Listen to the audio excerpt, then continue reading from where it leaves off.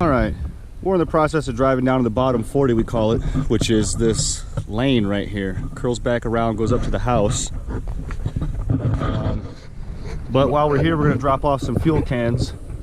So the ranch is, we have just over 5 acres. It's like 5.06 acres or something like that. The property is 100% off-grid solar. We have, there's 8 panels right, where are you guys looking at right there? There's 8 panels right here on the top of that roof that are fixed. We have these 8 panels which are on a track rack, so they'll follow the sun throughout the day. Here we have 6 panels that are also on a track rack. And then up at the house, which you guys will see them later on because we're going to grease all them up. I need to tilt them farther to the south for wintertime.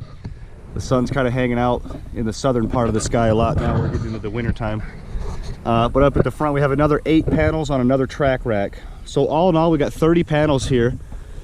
And what's running the house is, let me see here, 22 panels run the house. Those 8 that are up at the front actually go to a well pump down in the ground. That's the only thing that they power right now, but that well pump doesn't work. So that'll be a future video. I need to yard together some sort of an A-frame setup so I can pull all them sticks of pipe out, because that's my deepest well up there.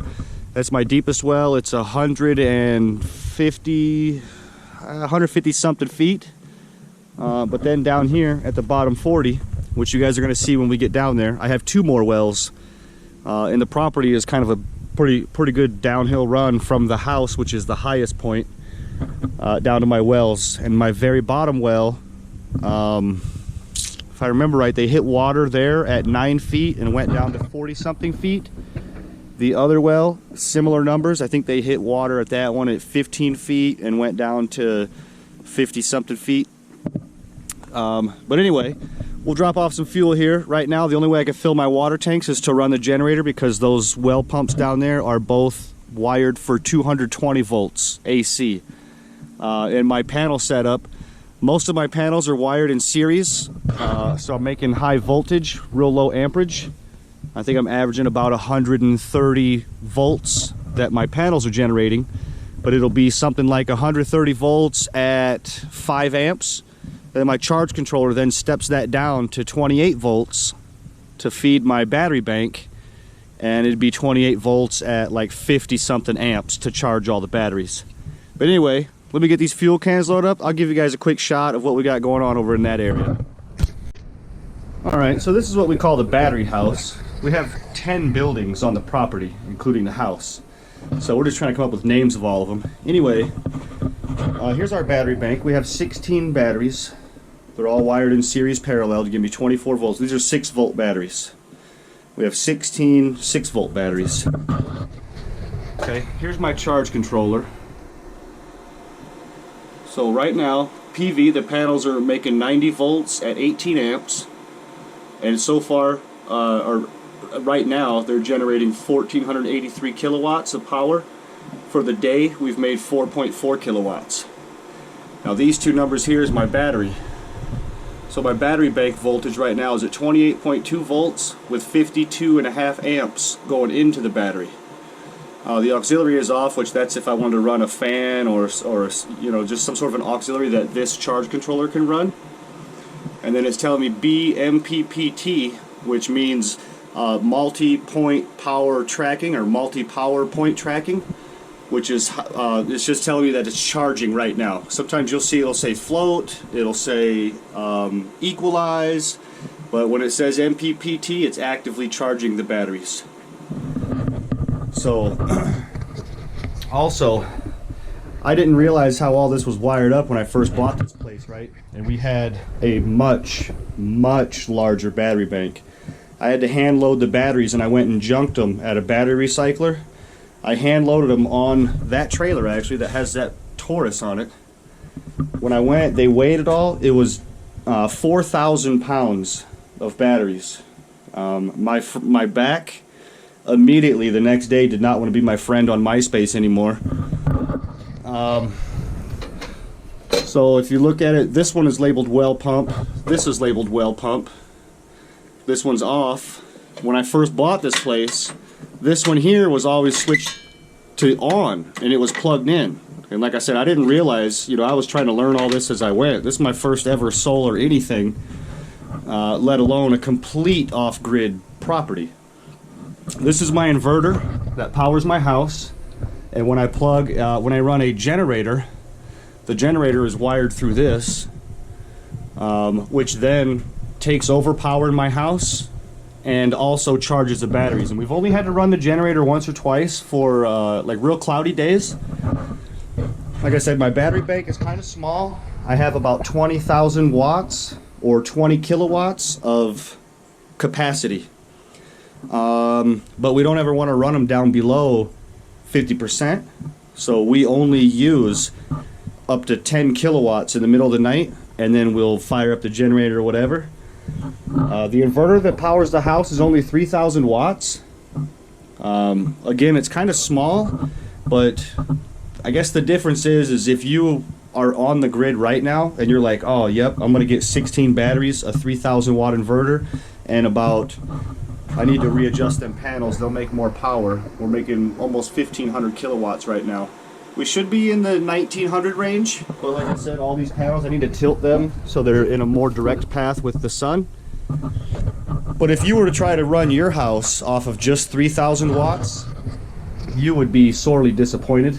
The difference is that my house was set up to run on solar, so I don't have all the amp draw that a regular on-the-grid house would have. I don't have garage doors, electric garage door openers. Nothing in the house is electric. We heat by wood stove. The water heater that's in the house is a propane. They had a propane stove. There is no dryer. We just line dry everything up here. But anyway, back to what I was saying with these. I didn't understand what was going on with all these, right? So this is a fuse for one of the panel arrays. This is another fuse for another panel array. And this one has the actual fuses in it. This one's just like a metal block. When I first got this place, though, there were 38 batteries. I forget the number now. But the previous owner had some of the batteries wired to this controller, some of the batteries wired to this controller, which this is a pulse width modulated. So basically, it gets full power, and it's inside is transistors. So they basically turn the power going to the batteries on and off, on and off, on and off, hundreds of times a second, and that's how they maintain your battery. So I've taken both these out of the equation now. There's nothing hooked up to these. Any wires that are to them, they go to nothing. They're not even powered up. They generally get their power from the panels.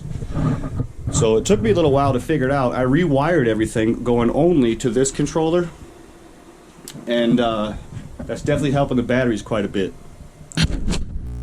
Take a look right here. This is the next building over. We call this the generator house because we just have to have names so we know what we're talking about. Anyway, there's the battery bank again. We're just 10 feet away. But this is starting to turn into a generator graveyard, if you will. So this is a generator that came with the property, right? And I got that one running. And when we first got this place, the batteries were so junk. When the sun went down, literally within 10 minutes, everything was out of power. That's how junk those batteries were. They were so neglected. Every battery took over 1 gallon of water to just to top them off. The place had been sitting empty for 5-6 years. I did mix up a saltwater mix and filled all the batteries with that to try to get that salt to take a lot of that oxidation off the lead plates. And believe it or not, they did work, because there for a while we started having power. Each day we'd get power a little bit longer. And eventually we would lose power about 1 hour before the sun came up. But that was the peak of those batteries, and it only lasted like that for about a week, and then it just very quickly started tanking again, going back downhill. I mean, the batteries, they were just so junk. But anyway, so this generator right here, we would run this generator every single night, for an hour, 2 hours, 3 hours, whatever, if we weren't ready to go to bed when the sun went down. We ended up burning this generator up. This is a 7,500 watt. And I didn't realize what was happening.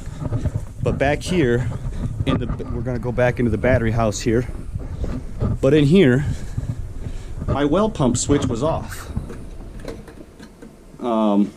This was sitting with the lid open just like this, but this was turned around and it was flipped to on and plugged in. And I didn't realize what was happening until actually I heard the generator continue to run, but we lost power. And my boy wakes me up and is like, Dad, we lost power. And I'm thinking, what the hell? Do we pop a breaker? Because I could hear the generator still running real faintly. But what was happening was that other well pump was turned on. So the entire time we were running that generator, we were just pumping water into our water tanks. And the overflow to my water tanks actually goes, I'll have to show it to you. Right there, so you got the barn, the tallest building. Then we have what we call the workshop, which is concrete floor and wired for power. Right behind that, though, is a big hole in the, like a big dip in the ground. And my overflow for my water tanks is plumbed right to that. It's like the previous owner was trying to make a pond right there. So anyway, I came out one day and that was just full, you know, just full of water. And that's when I realized we had burned that generator up, just literally pumping hundreds of gallons of water into nothing, you know, for weeks at a time until finally that generator let loose. So now we have quite the array of generators. This is a little 2,000 watt, which I may use for some stuff around the barn because the barn itself is not wired for power. This is another 7,500. This is our primary generator right now. We use it as we need to fill water. And like I said, we've only had to use it for power just 1 or 2 times. And that's when we get, you know, 3 or 4 cloudy days in a row. And that's typically when we, you know, around the monsoon time of the season. This is a 3K generator. It works. This here is a 55K. This one, the engine is perfect on it, but the generator part of it doesn't produce any power. So anyway, we just want to drop this fuel off down here. Just give you guys a quick rundown. We're going to go over all this stuff way more in depth. Like I said, I'm going to be servicing these panels. I need to change the angle on them all. We're going to get them greased. And I'm definitely going to bring you guys along for that. We'll talk about the property. Here's some of the trees down here that have fallen over. A couple of them taking out my fence. Some of the real big ones fell right on my very lower wellhead, broke the pipe where it come out. Of course, I didn't notice that till the first time I started trying to fill water tanks, and I go down there and it's a freaking lake, and I'm like, what the hell? And of course, a big hole in the ground. Like, luckily I didn't have to dig because the water blowing out of the pipe dug all of it out for me and exposed itself. But that's what we're going to address today. Get some of them trees chopped up, get them off my wellhead, which it is fixed now. It still leaks, but now it's a very small drip. But we'll take a look around the property. So I have a little what the hell is that? A root cellar. A little root cellar right there. That little, I don't know if you guys can see that little block that comes off the side of that retaining wall. That's a root cellar. It's a room that goes under my backyard. I'll see if I can't get you guys an aerial shot too, and just let you just kind of see the whole thing, what we got going on around here. But in the meantime, let's put some fuel in this generator so we can take the empty can back and fill it again. And we're going to continue on down to the bottom 40. And we'll start harvesting some firewood. My scrap pile stash, scrap metal, bricks. If anybody ever needs a brick, let me know. Apparently I have 9 pallets of them. Not sure why.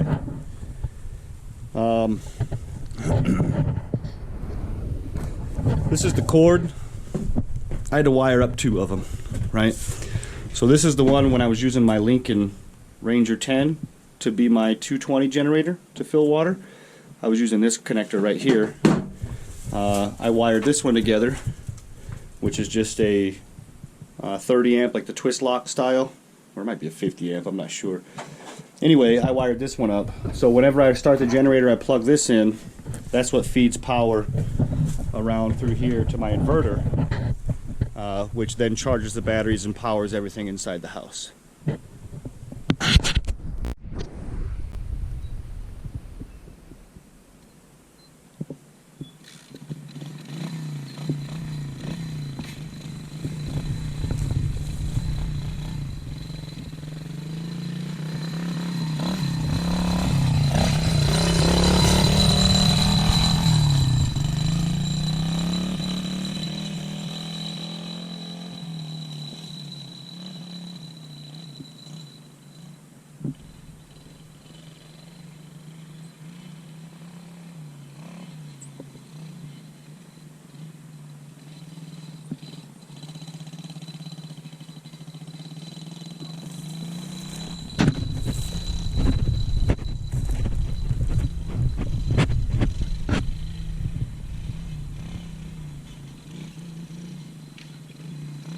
He definitely loves that dirt bike. But what boy wasn't? You know, when you was 10 years old, if somebody gave you a dirt bike, oh man, I'd have rode the wheels off of that thing.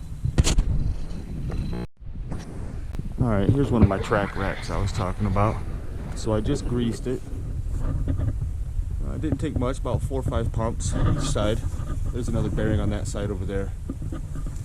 So the way this works, in case you guys are wondering, so this end of it right here is filled with a liquid that easily changes states from gas to liquid.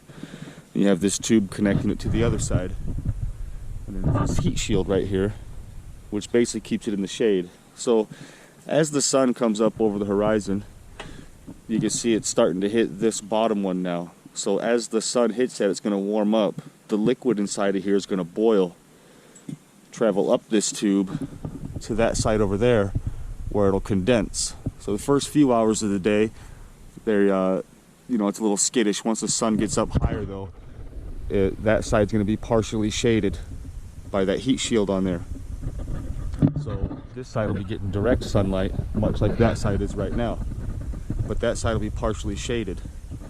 So it's going to boil the liquid into a gas up this tube to that side there where it's going to condense. That's going to change the weight, and then it'll slowly drag that way and that's how it tracks the sun throughout the entire day. The nice thing about this setup is it's completely mechanical. It doesn't use any electric motors. I mean, I'm trying to generate power, but it's nice that it doesn't cost me any power for this to track the sun. And all in all, I'd say it gives me probably another 4 to 5 hours of peak sunlight versus having a fixed panel array. Also, we need to tilt this panel. Like I said, we're getting into wintertime. You can see my shadow on the ground here, but this panel's still somewhat flat. So we're going to tilt it up on that one end so that we can track the sun. It's a little bit farther in the southern sky right now as we hit the wintertime. So we'll do that, and then after we do this panel, we have 2 more sets of track racks. We're going to grease them and reorient them accordingly. So I'll bring you guys along for that. You can check it out.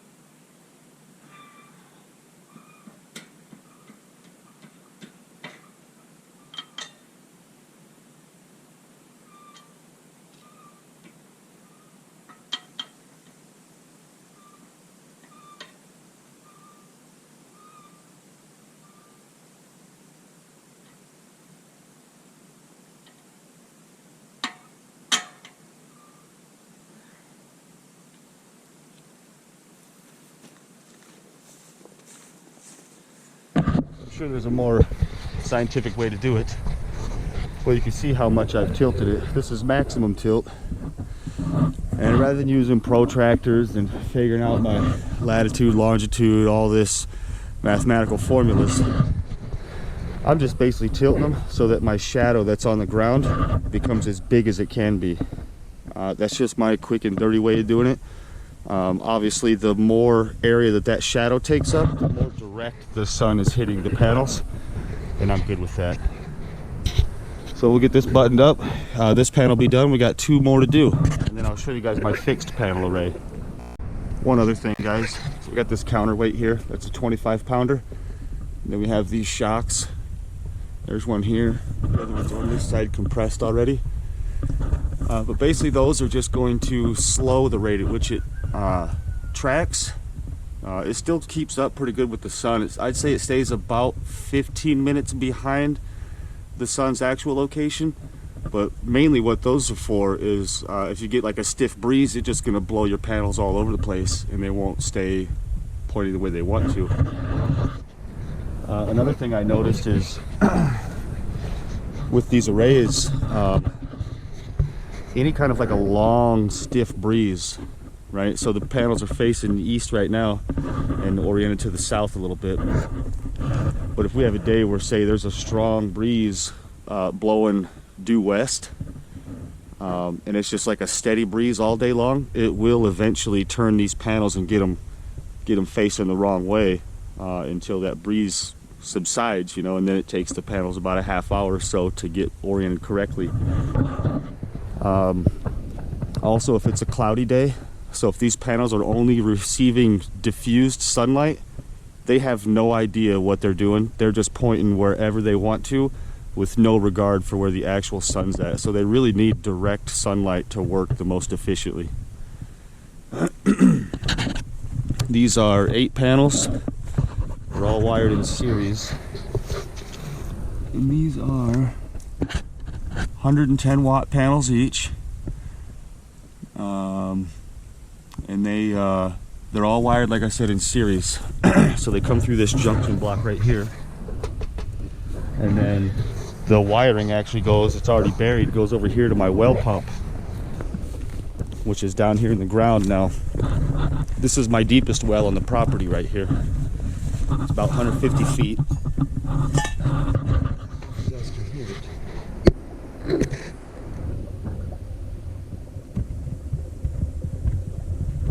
I don't know if you guys can hear that, but I can hear it.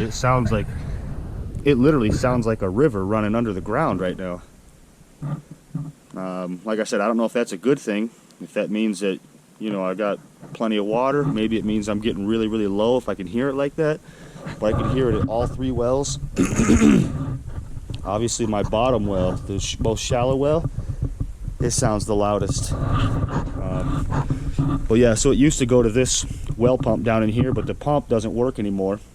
Now, I don't know if it's the pump itself has failed or my float switch. Like, I'm still trying to figure that stuff out, but I do want to pull that and test it out. But right now, these wires are receiving, I have the breaker turned off on that panel array over there, but the wires are receiving 150 volts from those panels.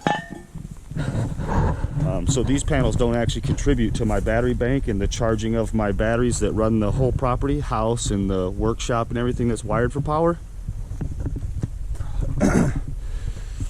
But like I said, I want to get that well pump going. Right now I can only fill my water tanks.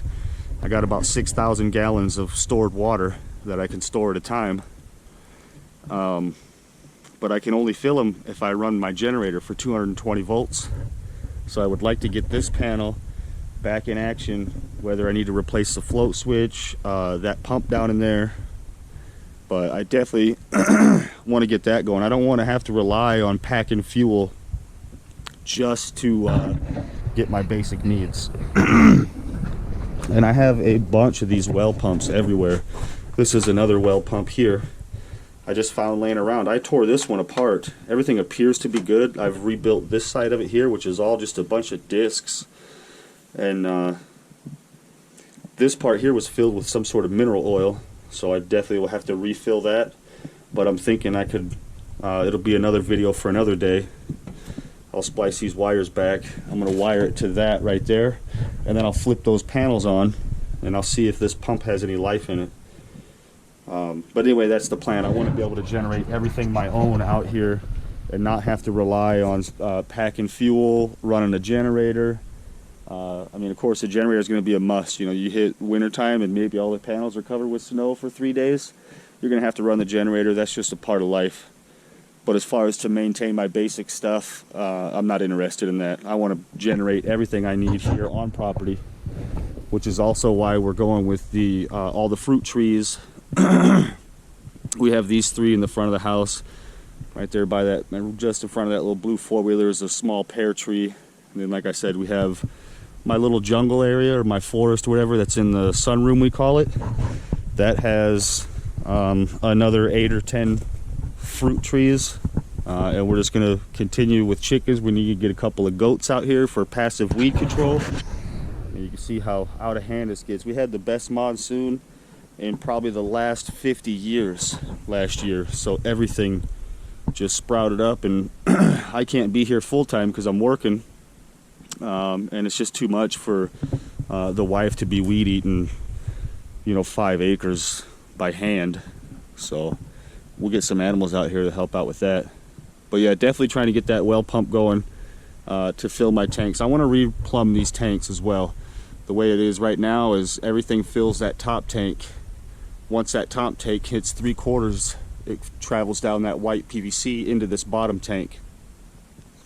And then this bottom tank is what feeds the pressure pump inside that, we call it the pump house right there, that building.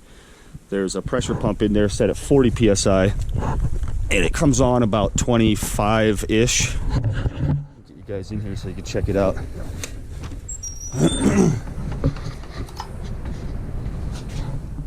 So there's the pressure pump. Here's the bladder, or whatever, the pressure tank, I guess. Yeah, we're set about 30 right now. So a few more minutes, that'll kick on, pressure it all back up to 40. But what I'd like to do is I want to combine tanks so that everything fills the top of this top tank, and at the very bottom I want it to fill this tank. My only question is, I know these tanks aren't designed to be pressurized, so if I can get it all sealed up, I'm hoping I can get it to where it would hold, say, 2 to 3 pounds of pressure just from the gravity of that tank up there. So if I can get that figured out, then like I said, then I can get rid of this water bottle float setup. I could seal that hole, and on that side there we just use only that one to know our water level. So when this tank's getting low, then we know we have this tank is still all the way full. So that's the plan. Plenty of videos, plenty of projects to do out here, guys. You're gonna see all of it taking shape. This is something else. I got this. We were gonna concrete this. I need to move some of these bricks out. I want to make it, give me a 4-inch lip all the way around. We're gonna concrete this so it's wide enough that I could drive my truck up onto this area for pulling that well pump. I could drive a tractor up here, a bobcat, whatever I need. But that's another video. I got this concrete mixer running. It's got like a 2-horse or 4-horse Briggs on it. I do need a small hose to give it fuel. I mean, it will run. I did get the engine running, but this little small length of hose is for the fuel pump side of it, if you will. And it goes right here. Right there is what I need. And so on the back side of the piston, when the engine's running, it kind of creates a small suction when the piston's moving up, and that little suction is just enough to try to draw fuel to keep the carburetor full, keep the engine running. So I need to get that replaced, then this will run. Then I can get a pallet of concrete and a bunch of sand and stuff, and we'll get that all filled and graded out how we want it, and then we'll concrete that. I want to get you guys a quick shot here. Making about 1,300 watts right now worth of power. Now this is coming from the panels right here, watts. The K-watts is how many we've made for the day. So we've made almost 2 kilowatts. The sun's only been out for about 2 hours, 2.5. We're currently making 90 volts at just under 17 amps. That's what's coming from the panels. Oops. So I'm going to reorient this track rack that's right above this building, and we'll see what our how much our wattage goes up. Right, so low 1300s right now. We have, like I said, we have this fixed panel array. That's 8 panels. We have this one on a track rack, and we have this one up here on a track rack. So we're going to reorient both of these just like we did the one in the front yard. Let's just see how much our wattage improves now that the sun will be hitting them more directly. Alright, first things first, let's get these greased up.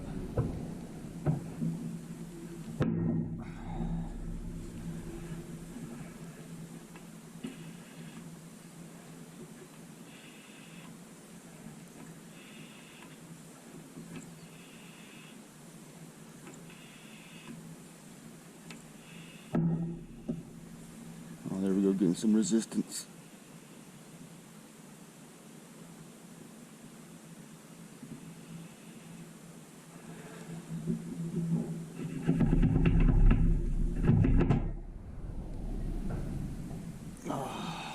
You guys see that? Pulled the grease circ right up. We'll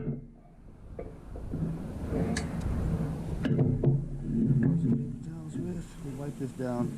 See if we can't rethread it on there. Got my crescent wrenches for reorienting these.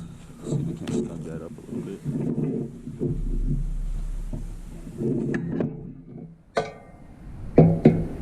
Yeah, pulled out the whole grease circ.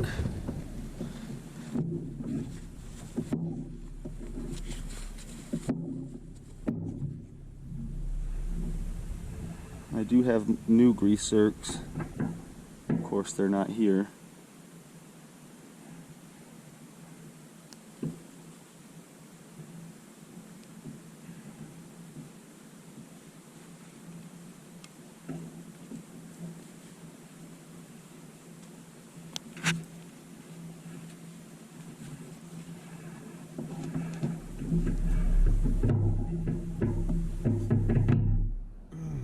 Nope, that one is not trying to come out. Maybe we'll get some pliers or something for that. Wonder what's stripped out, if it's this fitting here, or well, it might be that fitting right there. Well, we may have to come back to this and see what we can do to try to fix that. May just replace that, this little bearing right here. Not real sure yet which route we're gonna go.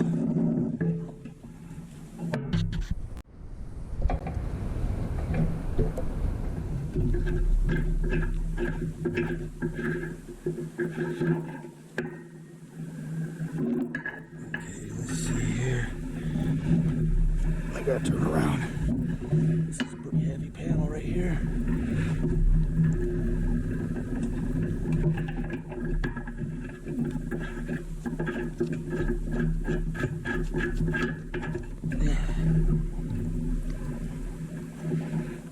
All right.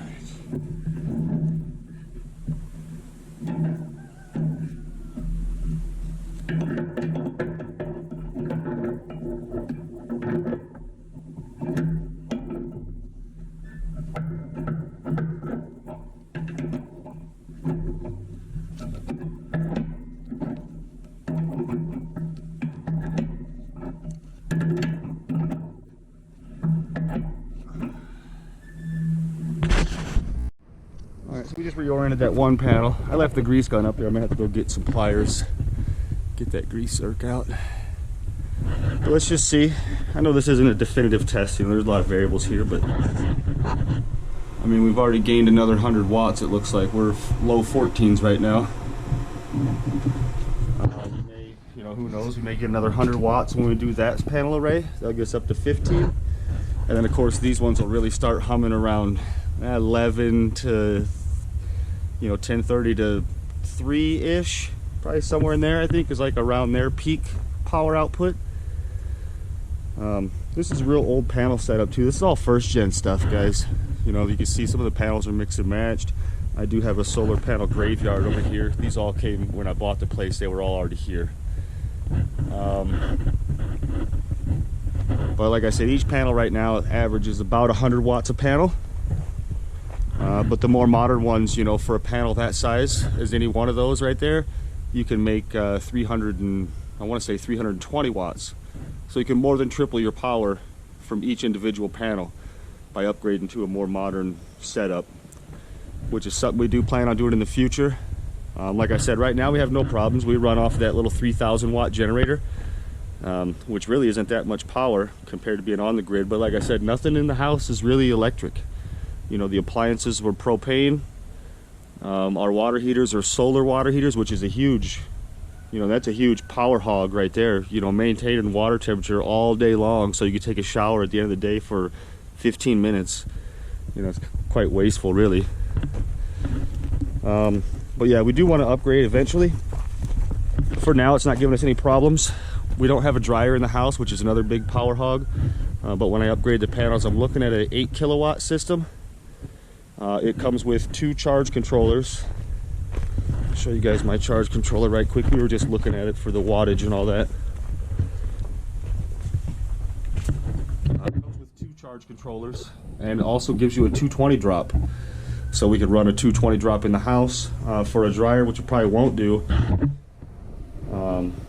still trying to figure that out. You know, like I said, that's way down the line right now. Everything seems to be working. We are running a 24 volt setup on our batteries. However, when we upgrade panels, I want to go to a 48 volt system, and it would be dual.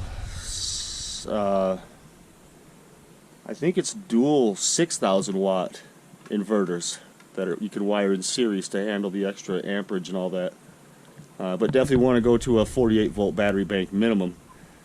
So the higher your battery bank voltage is compared to your inverter, the bigger difference there is in voltage, the more loss you have, right? So say if we're running a 6 volt system and the inverter is trying to step that 6 volts up to 110, that's a pretty big jump, you know. So you have a lot of power loss there. Versus say running a 48 or a 60 volt system, and then now your inverter needs to step that up to 110. That's much more efficient. So let's get up here, we'll climb up here, and then we'll reorient these panels, see what we got. I'll get some pliers, get that grease zerk out. We'll finish greasing everything.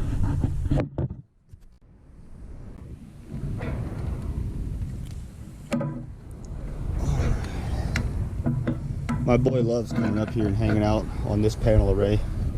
He calls it his little sniper hide.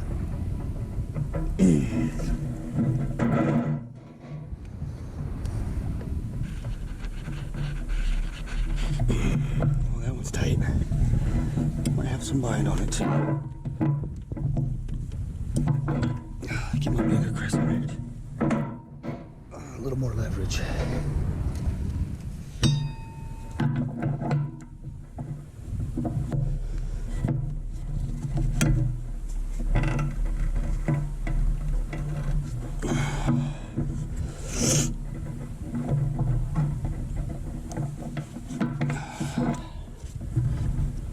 Yeah, there's no nut or anything on that one.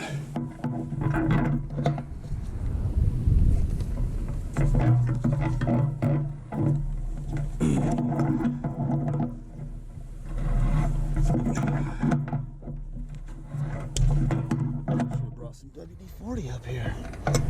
Jeez.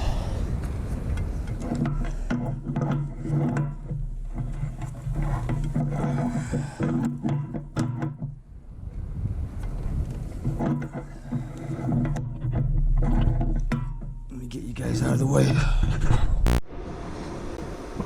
Trying to get you guys can see it. About 1450 watts. So we weren't able to turn this panel because where the bolt hole goes through kind of chingered up, so I'm gonna have to come at it with probably a Dremel tool and like a little burr bit, clean them holes up a little bit, and then I can get the bolt to go through. So that'll have to be for another time, because today I have to go back to town to start my work rotation.